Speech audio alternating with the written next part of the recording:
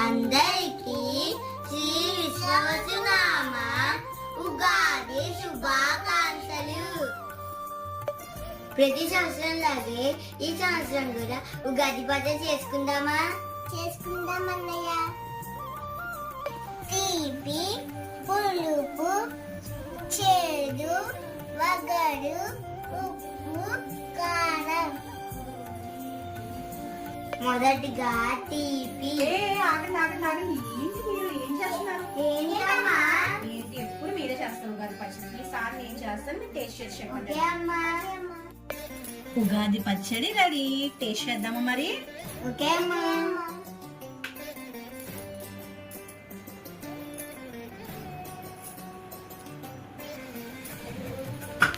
ఎలా ఉంది? సూపర్ ఉందమ్మా.